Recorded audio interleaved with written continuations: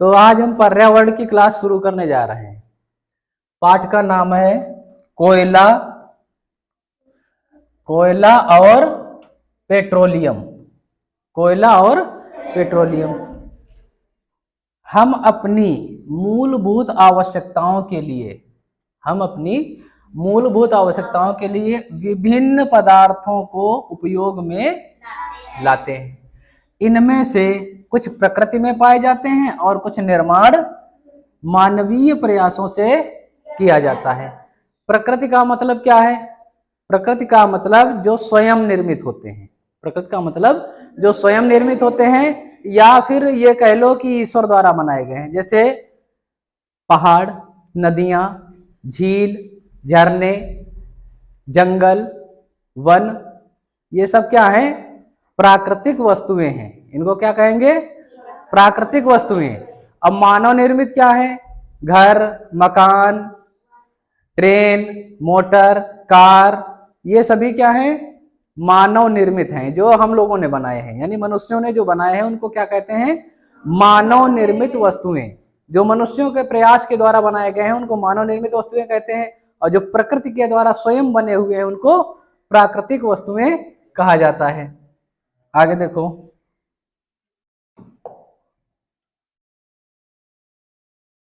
क्रियाकलाप दिया है। अपने दैनिक जीवन में उपयोग लाए जाने वाले पदार्थों की एक सूची बनाइए। मानव निर्मित वर्गों में वर्गीकृत कीजिए। अब यहां पर सूची बनाना है प्राकृतिक। हमने अभी बताया है क्या क्या प्रकृति द्वारा बना है? पहाड़ यानी पर्वत,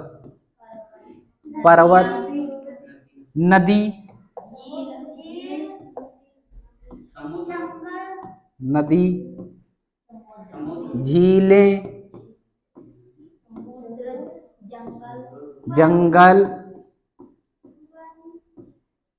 ठीक है, जंगल और समुद्र,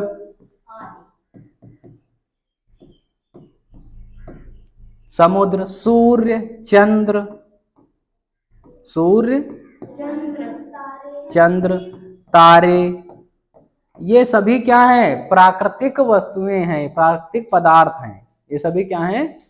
प्राकृतिक पदार्थ हैं। ये स्वयं निर्मित है, या यह कह लो कि ईश्वर के द्वारा बनाए गए हैं। अब मानव निर्मित वस्तुएं क्या हैं?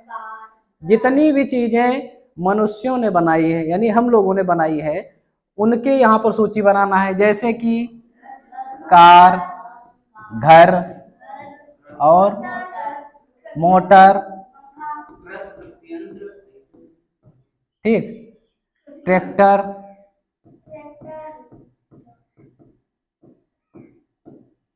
और विज्ञान के विविध उपकरण। एक बार में ही सारी चीजें आ गई। विज्ञान के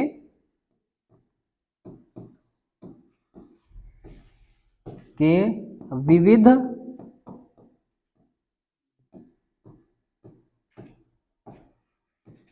उपकरण।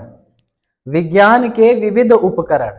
विज्ञान के विविध उपकरण का मतलब मोबाइल हो गया, टीवी हो गई, एलसीडी हो गई, पंखा हो गया, फ्रिज, कूलर, ट्रैक्टर, जितनी भी चीजें हैं सब विज्ञान की ही देन है।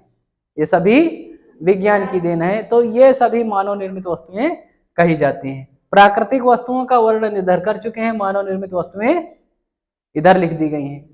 अब समझो आगे। अब लिखा है, क्या इस सूची में वायु, जल, मृदा और खनिज सम्मिलित हैं? क्योंकि ये सभी प्रकृति द्वारा उपलब्ध कराए जाते हैं।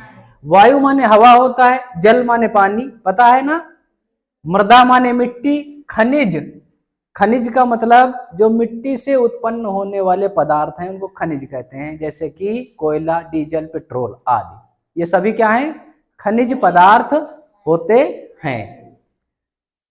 अब लिखा है, क्या हम अपने सभी प्राकृतिक संसाधनों का निरंतर उपयोग कर सकते हैं?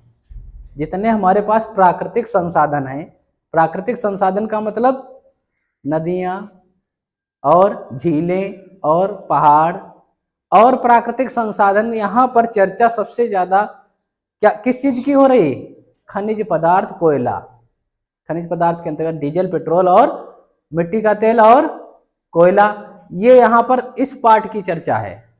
तो यहाँ पर हमको खनिज पदार्थ और कोयले को ही ध्यान में रखना है। क्या हम इस प्रकार से, जिस प्रकार से प्रयोग कर रहे हैं खनिज पदार्थों का, इस प्रकार से लगातार प्रयोग कर सकते हैं? कर सकते हैं? नहीं कर सकते, क्योंकि प्राकृतिक संपदा एक न एक दिन समाप्त होने वाली है। इस बात को दर्शाया गया है। आगे देखिए,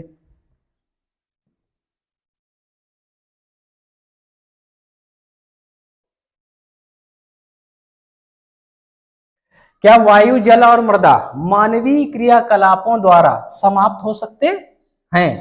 यह प्रश्न पूछा जा रहा है तुमसे। क्या वायु, जल और मृदा मानवीय क्रियाकलापों द्वारा समाप्त हो सकते हैं? जल के बारे में आप कक्षा वी डबल आई का मतलब क्या होता है? वी माने 5 और डबल आई माने 2, 5 2 7 में पढ़ चुके हैं। क्या जल एक असीमित संसाधन है? असीमित का मतलब जो कभी भी समाप्त ना होने वाला हो। समझ में आया? क्या जल एक असीमित संसाधन? लिखा है प्रकृति में विभिन्न संसाधनों की उपलब्धता की दृष्टि से प्राकृतिक संसाधनों को व्यापक रूप से 2 वर्गों में बांटा जा सकता है। प्रकृति में 2 प्रकार के प्राकृतिक संसाधन है। कितने प्रकार के? 2 प्रकार के प्राकृतिक संसाधन है। पहला है अक्षय प्राकृतिक संसाधन। अक्षय का मतलब होता है ऐसी चीज, अक्षय माने जो वस्तु नष्ट न हो उसे अक्षय कहा जाता है। नष्ट का मतलब खत्म ना हो, कभी चाहे जितना खर्च करो खत्म ना हो, उसे क्या कहा जाता है? अक्षय। तो लिखा है अक्षय प्राकृतिक संसाधन। अक्षय प्राकृतिक संसाधन कौन से हैं? ये संसाधन प्रकृति में असीमित मात्रा में उपस्थित हैं। जो अक्षय प्राकृतिक संसाधन है प्रकृति में असीमित मात्रा में, यानी बहुत बड़ी मात्रा में क्या है? उपस्थित हैं, और मानवीय क्रियाकलापों से समाप्त होने वाले नहीं हैं। जैसे कि सूर्य का प्रकाश और वायु। सूर्य का प्रकाश चाहे जितना तुम उपयोग करो, मनुष्य चाहे जितना उपयोग करे, सूर्य का प्रकाश खर्च नहीं कर सकता, क्योंकि ये अच्छे संसाधन है, प्रकृति के अच्छे संसाधन है, इसीलिए इनको खर्च नहीं कर सकते हो। दूसरी चीज है वायु। वायु का भी चाहे जितना उपयोग कर लो, वायु को मनुष्य चाहे जितना उपयोग करे खर्च नहीं कर सकता है, पूर्ण रूप से समाप्त नहीं कर सकता है। तो ये प्रकृति के अच्छे संसाधन हैं। फिर आगे बढ़ते हैं। फिर लिखा है समाप्त होने वाले प्राकृतिक संसाधन। बहुत से ऐसे प्राकृतिक संसाधन हैं जो समाप्त हो सकते हैं, प्रकृति में है, संसाधन प्राकृतिक हैं लेकिन समाप्त हो सकते हैं। लिखा है प्रकृति में इन स्रोतों की मात्रा सीमित है, मतलब बहुत अधिक मात्रा में नहीं है तो लेकिन बहुत कम है।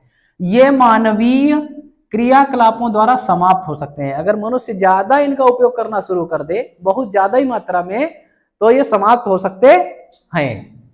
इन संसाधनों के उदाहरण हैं। कौन कौन से संसाधन हैं? जैसे वन पृथ्वी पर, अपने यहां भारत की बात करते हैं, भारत में संपूर्ण कुल कितने प्रतिशत वन है? कुल कितने प्रतिशत वन है? भारत में कुल 24% वन है। कितने वन बचे हैं? 24%।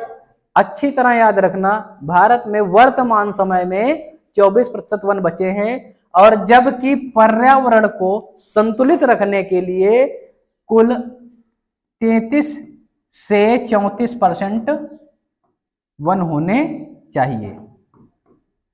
33 से 34%, 33 से 34% वन होने चाहिए।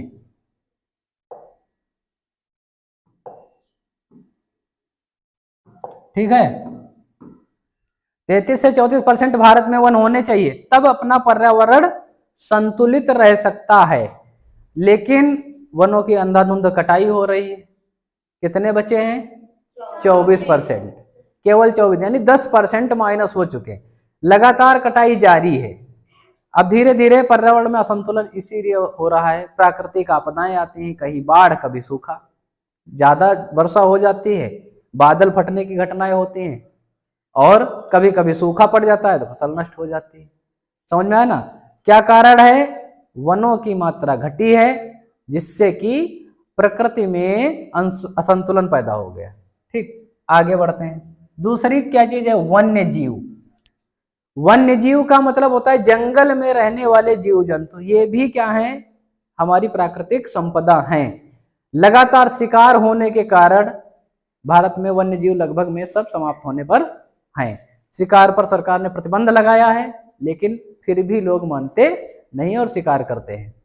वन्य जीव। फिर है खनिज। खनिज के अंतर्गत क्या आता है? पेट्रोलियम और कोयला। खनिज के अंतर्गत पेट्रोलियम और कोयला आता है।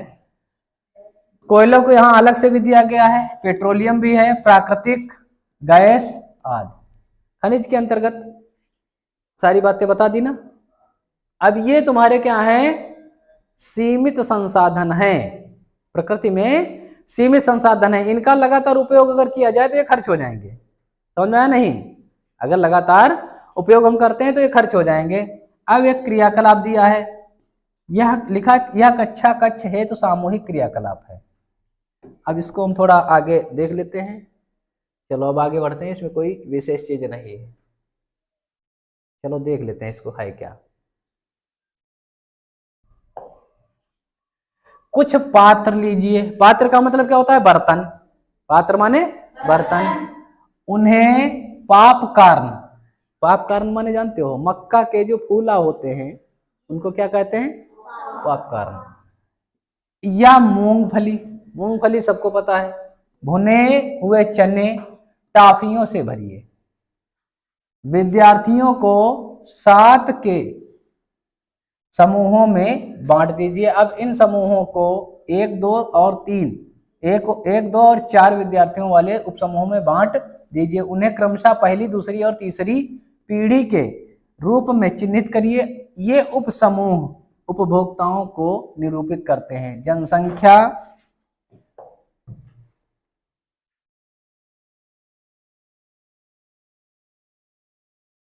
में वृद्धि के साथ, जनसंख्या में वृद्धि के साथ साथ दूसरी और तीसरी पीढ़ी में उपभोक्ताओं की संख्या अधिक है। दूसरी तीसरी पीढ़ी में उपभोक्ताओं की संख्या अधिक है। प्रत्येक समूह के लिए मेज पर एक पूरा भरा पात्र रख दीजिए। प्रत्येक समूह की पहली पीढ़ी के उपभोक्ताओं से कहिए कि वे अपने समूह के पात्र से वस्तुओं का उपयोग करें। अब प्रत्येक समूह की दूसरी पीढ़ी को भी वैसा करने के लिए कहिए। विद्यार्थियों से कहिए कि वे प्रत्येक पात्र में वस्तुओं की उपलब्धता को ध्यान से देखें। यदि पात्रों में कुछ शेष बचा है तो प्रत्येक समूह की तीसरी पीढ़ी को इसका उपयोग करने के लिए कहिए। अब अंतिम रूप से देखिए कि तीसरी पीढ़ी के सभी उपभोक्ताओं को खाने हेतु कुछ मिला या नहीं। यह भी देखिए कि क्या पात्रों में अब भी कुछ शेष बच गया है। अब इसका मतलब क्या है ये बताया जा रहा है इस प्रकार से। मान लेते हैं एक मेज है, ये यहां पर रख दिए गए पदार्थ,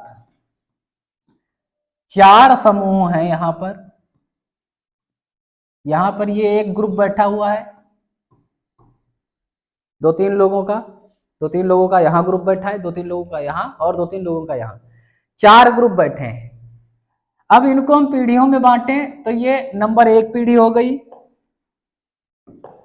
ये नंबर 2 पीढ़ी हो गई, ये नंबर 3 हो गई और ये नंबर 4। मतलब 4 ग्रुप है, इनको हम 4 पीढ़ियां कह सकते हैं। ठीक है। अब पहले कहा गया तुम लोग इसमें से पदार्थ खाओ। समझ में आया? इन लोगों ने खाया, जब इनका पेट भर गया तब भी कुछ पदार्थ बचे हुए थे। उसके बाद में क्या किया गया? इस पीढ़ी को कहा गया कि तुम लोग खाओ। इन लोगों ने जो बचा हुआ था, भाई जो बचा है यहाँ पर जितने पदार्थ बचे हैं उन्हीं को तो खाएंगे ये लोग, तो जो बचा शेष था उसको इन लोगों ने खाया। उसके बाद में फिर जो कुछ बच गया थोड़ा बहुत, इनको कहा गया नंबर 3 वालों की अब तुम लोग भी खाओ। अब 3 लोगों ने, इन लोगों ने खाया, कुछ को तो कुछ मिला और कुछ को कुछ मिला ही नहीं। और जब इनसे कहा गया खाओ तो पता चला वहां कुछ था ही नहीं चौथी पीढ़ी में। समझ में आया ना?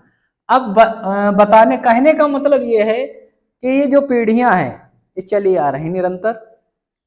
पहली पीढ़ी में प्राकृतिक संपदा ज्यादा थी, लोगों ने उपयोग किया, बच गई, दूसरी पीढ़ी उपयोग कर रही, दूसरी पीढ़ी इस समय समझ लो दूसरी पीढ़ी उपयोग कर रही, जो कुछ थोड़ा बहुत बचेगा उसको तीसरी पीढ़ी उपयोग करेगी। और अगर लगातार ऐसे ही उपयोग करते रहे तो एक न दिन चौथी पीढ़ी या पांचवी पीढ़ी में कुछ भी बचने वाला नहीं है। डीजल, पेट्रोल, कोयला सब समाप्त हो जाएगा, और जब सब समाप्त हो जाएगा तो अगली आने वाली पीढ़ियों को इसका उपयोग करने का अवसर नहीं मिलेगा।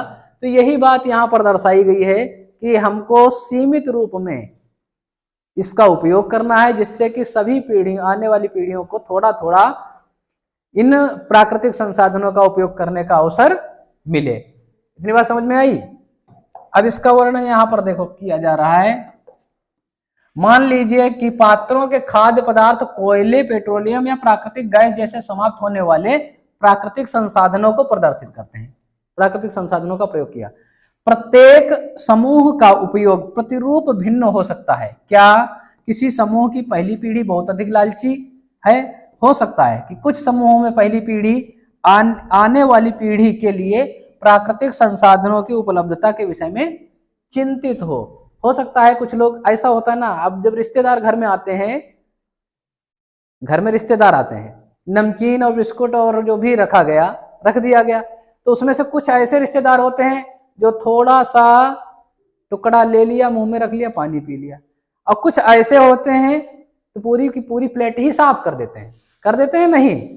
और जब प्लेट साफ कर देंगे तो पास में और जो आए हैं साथ में, मान लेते हैं 5 लोग आए हुए हैं, एक ने तो थोड़ा टुकड़ा लिया और दूसरे ने पूरी प्लेट साफ कर दी। अब जो 3 बचे हैं वो क्या करेंगे? बचा कुछ उनके लिए? पानी पी के रह जाएंगे। सेम यही कंडीशन यहां पर बताई गई है कि कुछ पीढ़ियां ज्यादा लालची होती हैं तो ज्यादा ही मात्रा में उपयोग कर लेती हैं प्राकृतिक संसाधनों का। अगर कर लिया, वर्तमान पीढ़ी जो अपनी चल रही है, सबसे ज्यादा लालची यही पीढ़ी है ना। समझ में आया ना? 10 कदम जाना है तो मोटरसाइकिल से जाएंगे, पेट्रोल खर्च हो रहा है या नहीं खर्च हो रहा है? 10 कदम जाना है मोटरसाइकिल से जाएंगे, पेट्रोल खर्च हो रहा है। और पेट्रोल क्या है? प्राकृतिक संसाधन है जो कि सीमित है। अगर खर्च हो गया तो क्या होगा? गाड़ी खड़ी रहेंगी, पानी से तो चला नहीं सकते हो। अगली पीढ़ी होंगी तो केवल गाड़ी को देखेंगे, ये पेट्रोल से चलती थी। अब पेट्रोल क्या है पता ही नहीं होगा उनको, पेट्रोल क्या है। समझ में आया ना? जब प्राकृतिक संपदा समाप्त हो जाएगी तो यही कंडीशन हो जाएगी। यहाँ यही बताया गया है, वर्णन किया गया है। इस अध्याय में हम कोयले, पेट्रोलियम और प्राकृतिक गैसों जैसे कुछ समाप्त होने वाले प्राकृतिक संसाधनों के विषय में अध्ययन करेंगे। इनका निर्माण सजीव प्राणियों के मृत अवशेषों, जीवाश्मों से होता है, अतः इन्हें जीवाश्मी ईंधन कहते हैं। अब ये प्राकृतिक संसाधन बने कैसे हैं? लिखा है सजीव प्राणियों के मृत अवशेषों से। सजीव प्राणियों के मृत अवशेषों से, यानी प्राणी जो थे वो सजीव थे, जिंदा थे, लेकिन क्या हुआ? भूस्खलन हुआ। भूस्खलन का मतलब भूकंप आया, उसमें दब के धंस गए। कभी कभी भूचाल आ जाता है, भूकंप आता है और भूस्खलन होता है पहाड़ों पर, तो जीव जंतु, पेड़ पौधे सब उसमें क्या होते हैं? जमीन नीचे वाली ऊपर हो जाती है, ऊपर वाली नीचे चली जाती है, और सब जमीन के नीचे दब जाते हैं। तो उससे इसका निर्माण होता है इन चीजों का। पेड़ पौधे जो दबते हैं उनसे कोयले का निर्माण हो जाता है। समझ में आया ना? जीव जंतु दबते हैं। इस प्रकार से अनेक प्रकार से देखा जाए। अब कोयला, अब चर्चा करते हैं कोयले की। समझो ध्यान से। लिखा है आपने कोयला देखा होगा या इसके बारे में सुना होगा। यह पत्थर जैसा कठोर और काले रंग का होता है। देखा है ना? ना देखा हो तो हम दिखाई दे रहे हैं। ये देखो, छोटा दिखाई दे रहा, थोड़ा बड़ा कर देते हैं। देखो, ये है कोयला, पत्थर जैसा होता है, काले रंग का होता है। भट्ठा में ज्यादातर इस कोयले का प्रयोग किया जाता है। ईंट वाले भट्ठे में इसका प्रयोग अधिकतर मात्रा में किया जाता है। सबसे ज्यादा प्रयोग वही किया जाता है। और अन्य स्थानों पर भी प्रयोग होता है, ऐसा नहीं कि प्रयोग नहीं होता है, लेकिन यहां पर ज्यादा प्रयोग है। ये कोयला रखा हुआ है, दिखाई दिया? अब आगे बढ़ते हैं। देखो,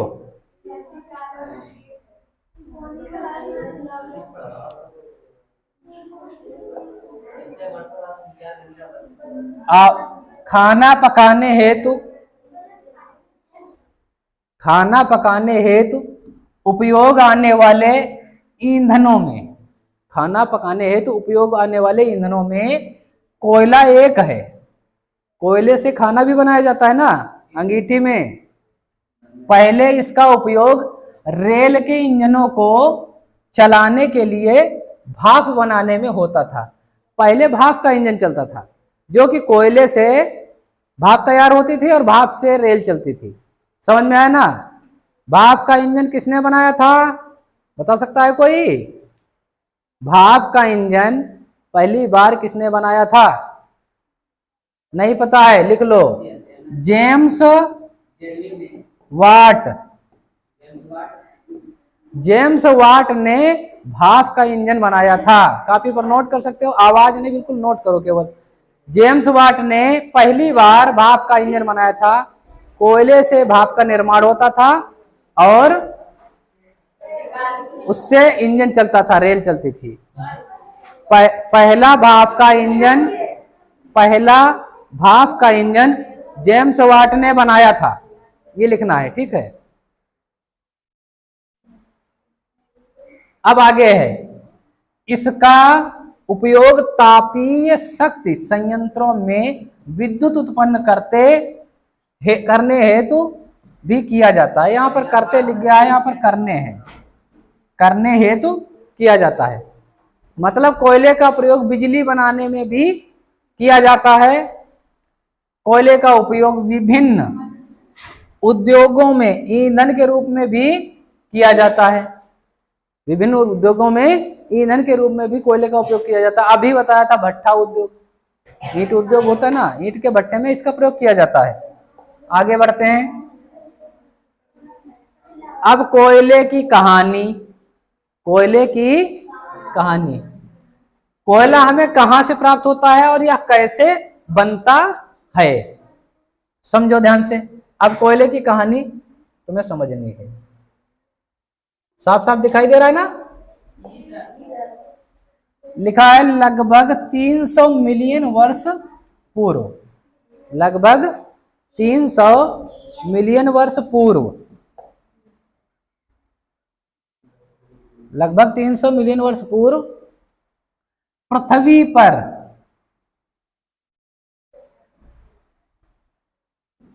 पर निचले जलीय क्षेत्रों में, पृथ्वी पर निचले जलीय क्षेत्रों में का मतलब यह है,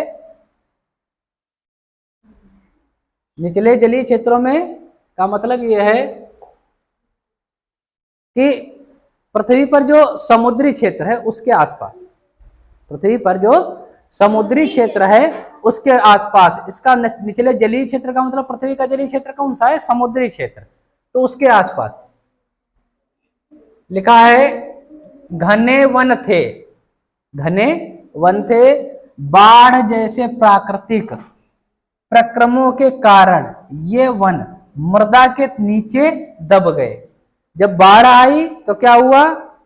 बाढ़ आई तो मिट्टी में क्या हुआ? ये पेड़ पौधे दब गए और उनके ऊपर अधिक मृदा जम जाने के कारण वे संपीड़ित हो गए। मतलब उनके ऊपर जब वो पेड़ पौधे जमीन में दबे तो उनके ऊपर और मिट्टी आती गई, और मिट्टी आती गई तो क्या हुए? वो नीचे दबते ही चले गए। फिर क्या हुआ? जैसे जैसे वे गहरे होते गए, मतलब नीचे जाते धंसते गए, उनका ताप भी बढ़ता गया, उनका ताप भी बढ़ता गया। अब लिखा है उच्च दाब और उच्च ताप पर पृथ्वी के भीतर मृत पेड़ पौधे धीरे धीरे कोयले में परिवर्तित हो गए। कोयले में मुख्य रूप से कार्बन होता है। क्या होता है? कार्बन। क्या तुमने घटना सुनी कि जो तटीय क्षेत्र हैं, जलीय क्षेत्र थे, उनके किनारे किनारे वन थे, वनों में क्या हुआ? जब तटीय क्षेत्रों में बाढ़ आई तो पेड़ पौधे गिर गए और उन पर मिट्टी जमने लगी, तो वो जमीन के अंदर दब गए और धीरे धीरे और नीचे धंसते चले गए।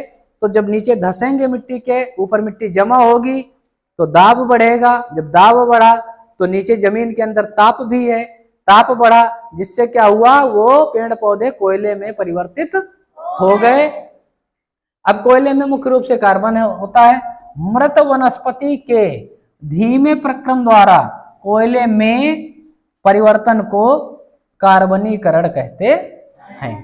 फिर लिखा है क्योंकि यह वनस्पति के अवशेषों से बना है, अतः कोयले को जीवाश्म ईंधन भी कहते हैं। जीवाश्म ईंधन इसीलिए कहते हैं क्योंकि जो पेड़ पौधे थे वे हरे थे, जीवित थे, और वो जमीन के अंदर दब करके फिर कोयला बना है, इसीलिए इन्हें जीवाश्म ईंधन कहा जाता है। चित्र नंबर लिखा है 5.2 में एक कोयले की खान को दिखाया गया है। अब आगे देखो,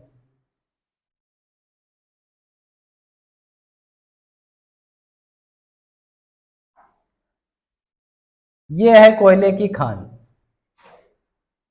क्या है ये? कोयले की खान इस प्रकार होती है।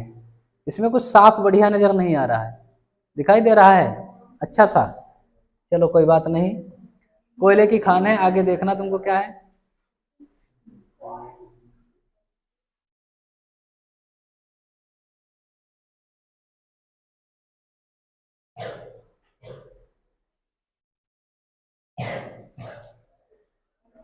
अब यहां से देखना है तुमको,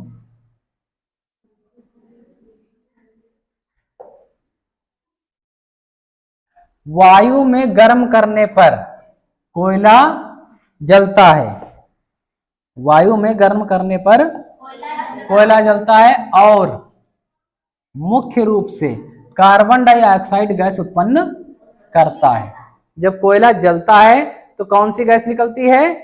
कार्बन डाइऑक्साइड गैस। उद्योग में कोयले के प्रक्रमण द्वारा कुछ उपयोगी उत्पाद प्राप्त किए जाते हैं। जैसे कोयले से कौन से उत्पाद मिलते हैं? कोक, कोलतार और कोयला गैस। कोयला गैस भी एक होती है, ये उत्पाद मिलते हैं। अब समझो ध्यान से, कोक क्या होता है? कोक क्या है? लिखा है यह एक कठोर, कैसा होता है? कठोर, सरंध्र और काला पदार्थ है। यह कार्बन का लगभग शुद्ध रूप होता है। कोक जो होता है कार्बन का लगभग शुद्ध रूप होता है। कोक का उपयोग इस्पात के औद्योगिक निर्माण और बहुत से धातुओं के निष्कर्षण में किया जाता है। इस्पात उद्योग में, इस्पात का मतलब स्टील उद्योग, इनमें किया जाता है, और धातुओं के निष्कर्षण में किया जाता है। फिर कोलतार क्या होता है? कोलतार समझो,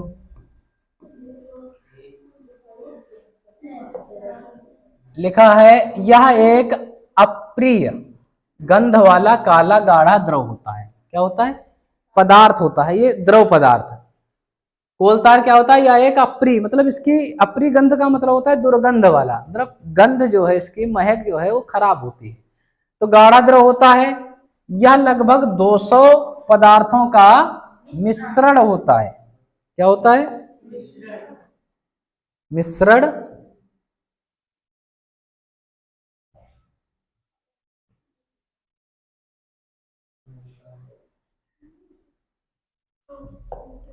मिश्रण होता है। कोल तार से प्राप्त उत्पादों का उपयोग प्रारंभिक पदार्थों के रूप में दैनिक जीवन में काम आने वाले विभिन्न पदार्थों के औद्योगिक निर्माण में तथा उद्योगों जैसे संश्लेषित रंग, औषधि का मतलब दवा, विस्फोटक, विस्फोटक का मतलब जो पटाखा और बम आदि बनाए जाते हैं इसमें, सुगंध, प्लास्टिक, प्लास्टिक में भी प्लास्टिक पेंट और फोटोग्राफिक सामग्री, छत निर्माण सामग्री आदि में होता है। इन चीजों में इसका प्रयोग किया जाता है। रोचक तथ्य यह है कि माथ और अन्य कीटों को भगाने हेतु भी इसे प्रयोग में लाई जाने वाली नैप्थलीन की